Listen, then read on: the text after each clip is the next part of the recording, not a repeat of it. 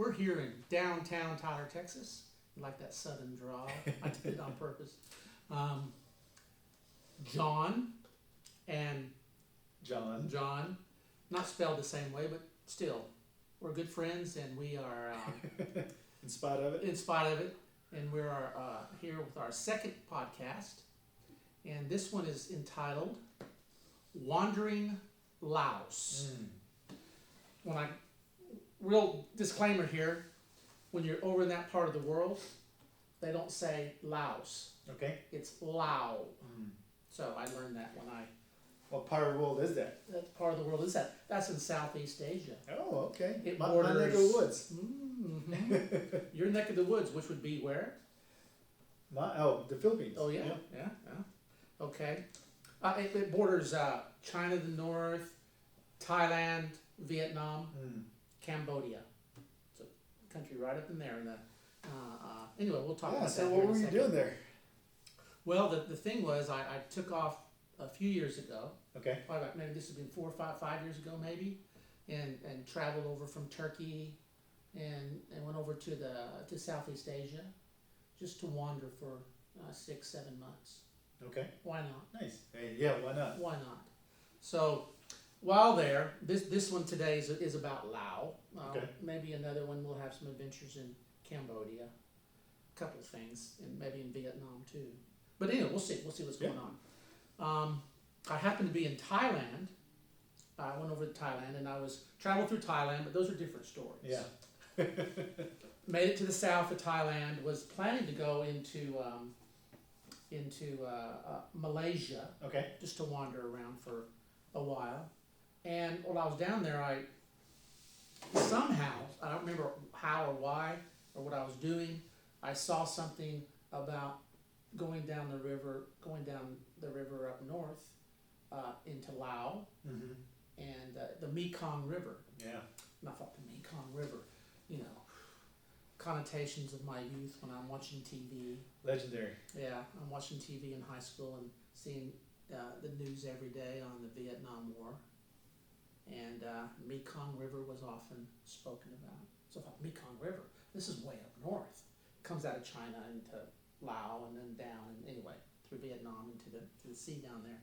So, I made it up north, went back all the way up north of Thailand, and while there, went to, I don't know, it was Chiang Rai or one of the cities up there, and made contact for a boat to go down, to cross over into Laos and go down the Mekong River Okay. to the ancient capital, Luang Prabang. So, did that, and got on the boat, and on this, it was not a big boat, it was kind of a long boat, but not a big boat. Real comfortable. I mean, the chairs were real comfortable. The only people on it with me were a couple from Amsterdam. Okay. So we got on the boat, and they were taking their senior. He was a high school senior. This was his graduation trip. Oh, nice. It's kind of interesting that a couple from Europe, Amsterdam, were taking their son on a trip down the Mekong River for his graduation present. Pretty cool, if you ask me. Was that his choice to go, or I think he was enjoying himself. Oh, good. Yeah. So we took off, and the sights and sounds and smells of going down the Mekong, and we're going down and spent the night and come on down. Huge river. And it was the rainy season. Okay. So the water's kind of swirly and dark because of the being a rainy season. And there'd be smoky fog that come over the mountains and all that, and the jungle right up to the water, and so you float down. You see temples here, Hindu temples here and there, and doing this and that, and just kind of floating down. It's just doing that. We were going downstream, so he would very seldom use the engine, but a lot of times he would have it off, and he'd just kind of guide the boat. And nice. Listen to the sights and sounds. It was just nice and totally mind blowing. And so I was just, relaxed, talking with them. We'd have a beer and hang out and talk and just look out the window and look at that and try to see what was going on. So the next day, we're going along. We come up to a village on the left-hand side. Oh, right before we got to the village, about an hour before the village, we kind of pulled into this little place where there's a cliff. We walked up these steps into this old temple Okay. with all these statues and gold statues of Buddha and all that, and all this stuff going on. It's like, that's interesting, with a wonderful view of the river. And then got back on the boat, and we went on, and we're coming out, and we saw some children playing off on the right-hand side with an elephant. Oh, nice. They were screaming, yelling, waving. There's this, not a huge elephant, there's this elephant kind of in the water, throwing water and all that. And it was just like something out of a movie. Oh, that sounds fun. Yeah, you're like, hey, what's going on? They're like, hey. Went down, stopped at this village. I was on the left-hand side, got off the boat. We walked up there, and the captain said, well, we'll stay here a couple hours. Okay. If you want, 2 or 3 hours. So we got up the top and kind of walked through the village and doing this, and I was taking a few pictures and just looking around, and and the stilts, homes were on stilts, and Because of the floods and yes, rains. because of the floods and rains and all that. Yeah, exactly. Saw their pigs over here, those little pigs that are running around. They're pet pigs, right? A lot of them. I don't know if they eat them or not. I think they do. Yeah. Just to let you know. They're not So- vegan. So what happened was, I peeled off, as is my nature to do, from the captain and the couple and their son, and I just kind of, which was fine, did my own thing, kind of walking through the village and shooting some pictures, and nod to the people, and they kind of nod back or wave, and walked around and went through this dirt street. They're all dirt, of course, and came to. No, I was gonna say, do you speak the language a little bit? Oh no. No, yeah. This is the Hmong people. The Hmong people. The Hmong, yeah. Yeah. Mhm. And no, I didn't speak the language. And they sure didn't speak English. Sure. And so just kind of nod and wave, and they're just Polite. polite and all that. And so I went through this dirt road, came up, walked through where there was an older couple, maybe in their 60s.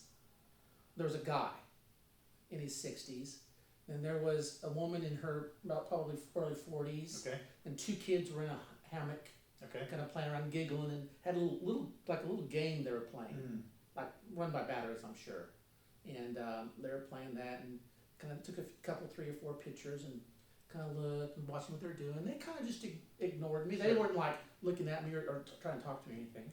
So I went through that, came out on the other side of that little area that they were in, with their stilted home was right there, Uh-huh. and a place for the animals right behind me. Walked down this little path in between, and stopped and was looking, facing this direction with them behind me. And so,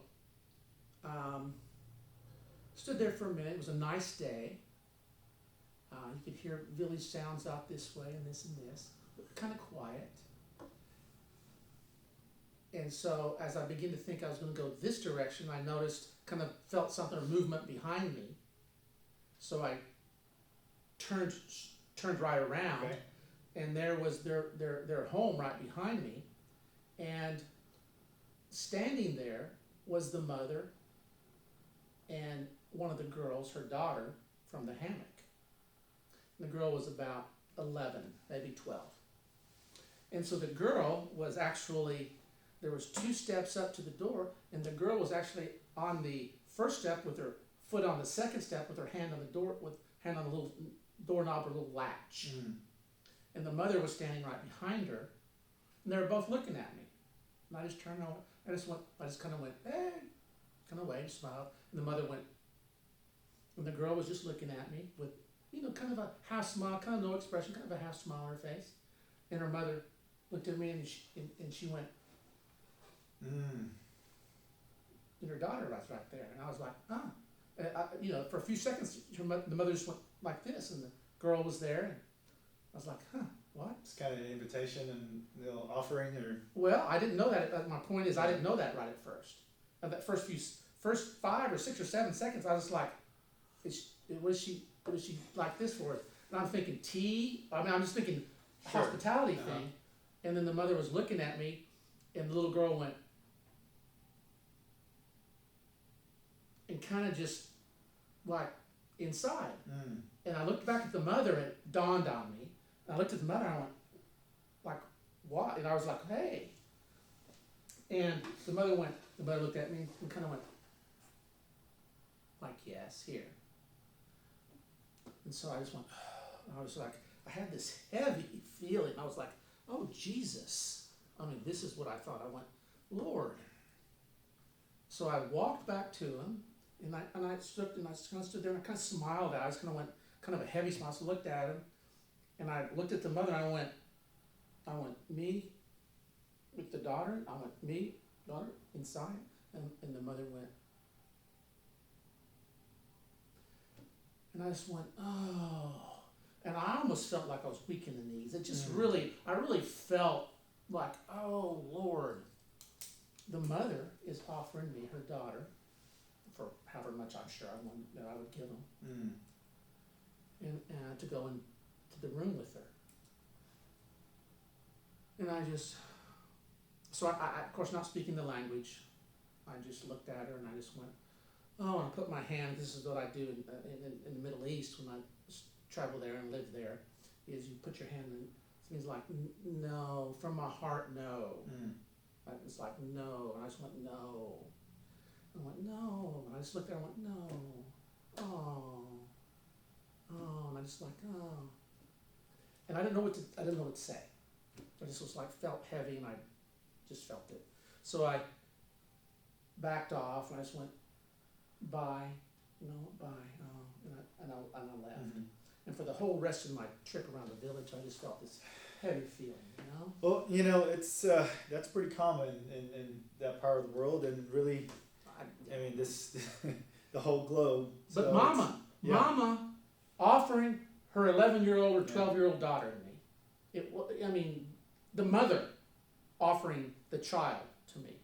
And in that part of the world, I know it's more common. Mm-hmm. I certainly know that. I knew that. I don't want to say accepted, but it's more, it's common. It's certainly a big no-no in the West, as far as, she was out in the open about it. She was like, you want my kid? Okay. I don't know. What do you think about that, John?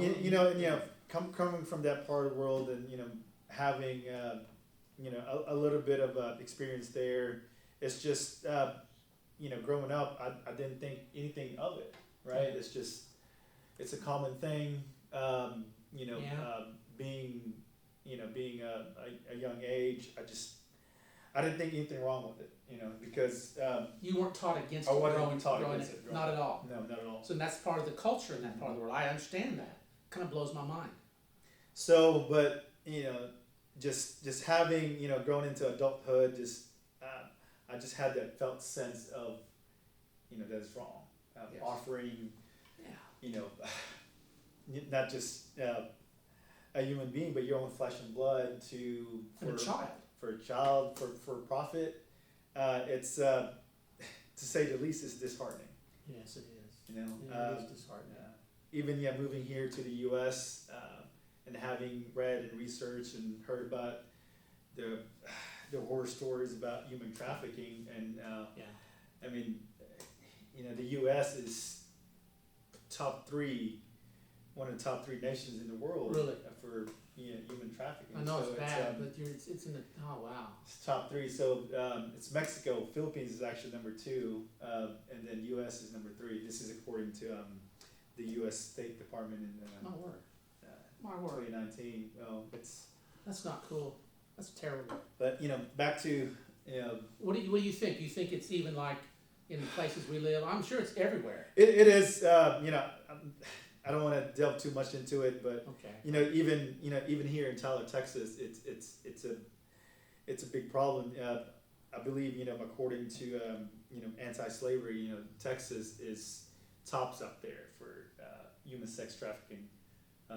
Well, being that was it's because of proximity. It's proximity to Mexico, Mexico, and other parts of the nation, and even Tyler, where we are, it's in between Houston, one of the largest cities in the nation, and Dallas or Freeport. Sure. So it's kind of probably a roadway or some kind of travel up north.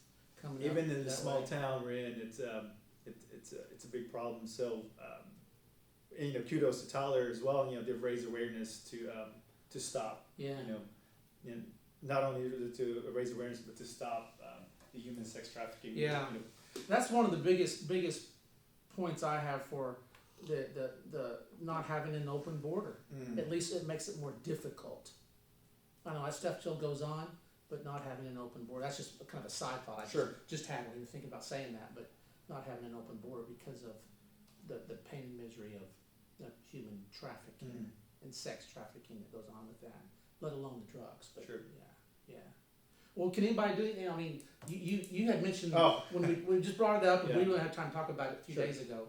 You mentioned something about I had organization about, you know, there's a few in Tyler and Texas, but you know, Fort is Silent is a good organization, and Women's Shelter of East Texas is a good one as well. Yeah. So just Google all those things and wherever you live, no matter which, I guess, whatever city a person lives in or place, I would encourage that because there's a lot of organizations out there, you know, just to learn what signs to look for. Your kids, your neighbors' kids, your grandchildren, people, you know, that you can pick up on things going on. So get educated. Sure. On the whole thing is about the organizations. So you know, that's just something to think about. Let's keep an eye out. I sometimes I'll lie awake and I'll just think about that and I'll just remember that girl. I wonder, and that was 5 years ago, and I think, what happened to that girl? Yeah. Did somebody take her off somewhere? And Did somebody say, it's scary, hey, you know, as you know, I'm a parent, and you know, as a parent, you know, even with, you know, boys and girls. So, you know, I don't know what the numbers are, but you know, boys are up there about 30-40% of the missing children for human sex trafficking. Yeah, boys as well, so many boys too. I'm not.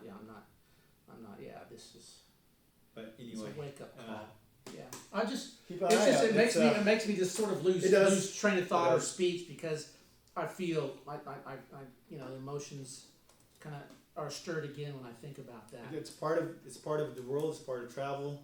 Even here at home in the States and you know other parts of the world, it's part of it. It's not right, but it happens. So just all right. Thank you for making us aware of it. Yeah. I mean, you know, it didn't ruin my trip or anything. Sure. It's just had.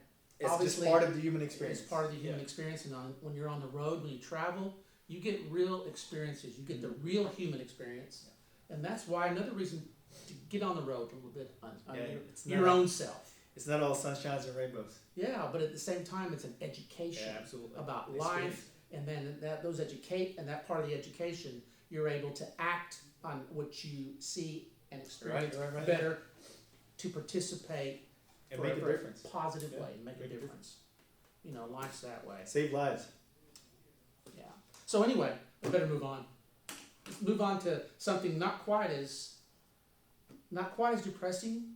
No, it's not. It's It's not really depressing. It's know, when I like this podcast and talking to folk and talking to each other.